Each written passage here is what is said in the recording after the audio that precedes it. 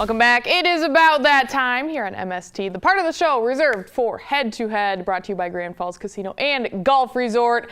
I ask the questions. Our Midco SM personalities argue their answers with a time limit.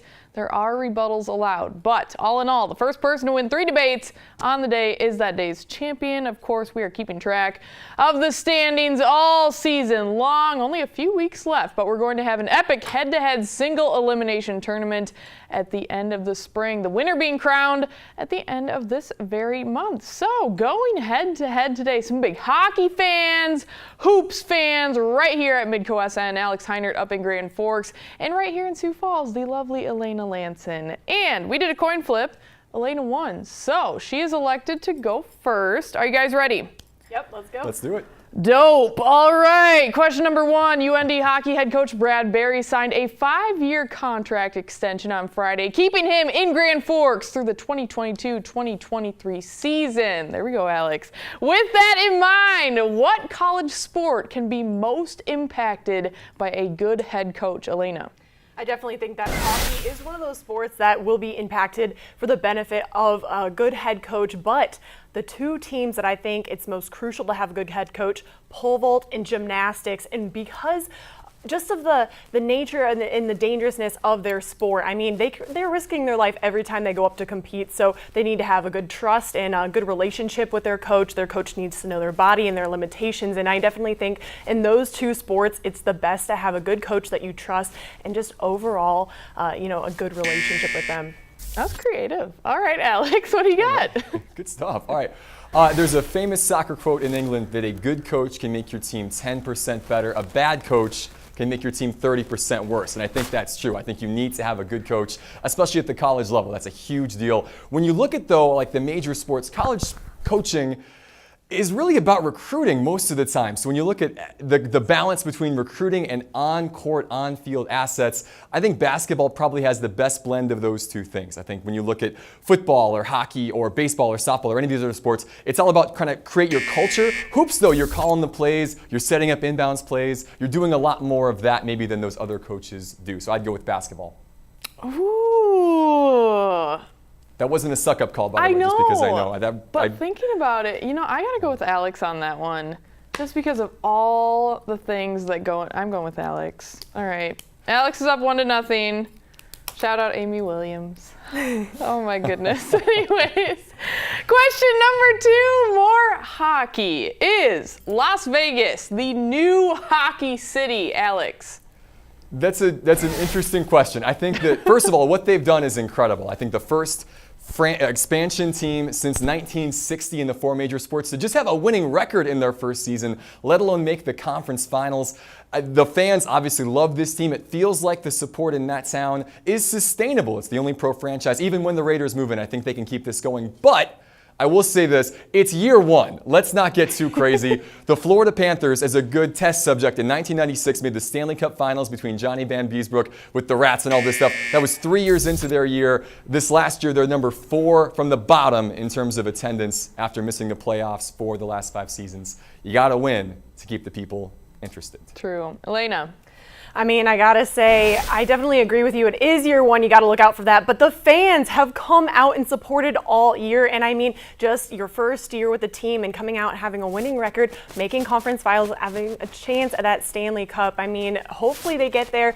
But I mean, when you have superstars like Marc-Andre Fleury and Wild, you can't not go to watch them. And I think that fans will continue to grow and watch them, especially if they do make it to the Stanley Cup Finals. I mean, how could you not be interested in this power team? The only rebuttal I would say to that would be, I don't know if these guys aren't superstars. They're having great seasons, but all these guys were cast-offs. They got picked up, and that's why they've been so good this year. They've kind of rallied together with that nobody believes in us mentality. I just don't know how far you can take that. And like I said, it's so hard to tell because it's just the first year if this will continue to this level of craziness if they don't continue being Alex, you don't think Marc-Andre Fleury is a superstar? I don't know if I can agree with you there. The Penguins obviously didn't think so. Even though he won 3 Stanley Cups, they made him available. He's having a great season. And they didn't make it back. Great. And they didn't make it back this year. Oh, facts. Good point. You know what? Okay, here's the thing. Vegas, great hockey city this year because of, the success that they're having first year of the franchise. But in the end, Vegas is Vegas. I don't know if it can become any kind of sports city. So with that, Alex Heinert wins question number 2. But yeah, it's very fun to watch the Golden Knights and their success. Okay, question number 3, a little fashion. Here we go. Defend or denounce Tom Brady's choice of attire at last night's Met Gala. Elena. I am defending it. They pulled off the theme completely perfect.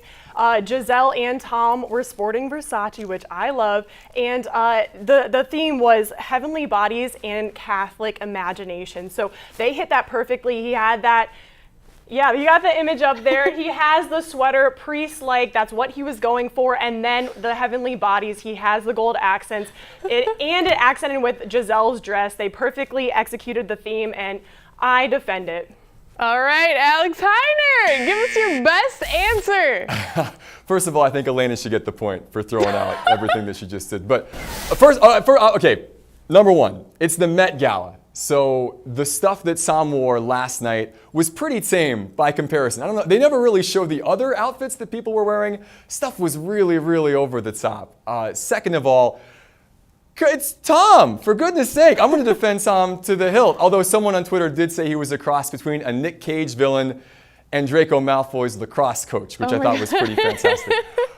The last thing I would say on this is that Giselle asked him to wear this. Alex. I know. And he's being a good husband for stepping up and doing. I know he knew he was going to take some flack, but I mean, I got to defend Tommy. Do what your wife says. What was the theme again? Heavenly bodies and Catholic imagination. Which is a ridiculous theme for the. I don't understand. That's the theme for my next birthday party. I'm just saying it now. With that, Elena Lanson. Question number 3. Wow, knowledge bombs everywhere. Okay, question number 4. We're taking it away from fashion, guys. Anyways, but Chris Nilsen set a new record of 19 feet, 2 3/4 inches in the pole vault, which ranks first in NCAA Division I, 4th highest in the world in 2018. Should he have stopped when he did and save himself for the NCAAs? Next meet, go until he didn't clear it? I kind of read that horribly, but we get the point. Alex, what do you got? I think he did the right thing. And the reason why is because pole vaulters are essentially like pitchers. They're on a jumps count. You get so many attempts in a meet like this, especially that is not a conference or a national meet. And when you're maxed out, you're maxed out. He had already won the competition. He had, I believe, had 7 or 8 attempts at this point. His coach, again, Olympic bronze winning medalist, Derek Miles, said you get one more shot to get 19 2 3/4. He did it. And now you're done. And Chris was spent, and he even said it after the fact. He was exhausted. It takes a lot to try and get that much to go up and over the heights that he was going over. Leave the people wanting more. Leave everybody on a high note. I think he did the right thing. All right, Elena. Alex, I do agree with you at that. When an athlete knows they're done, they are done and they are exhausted. But here's my only thing.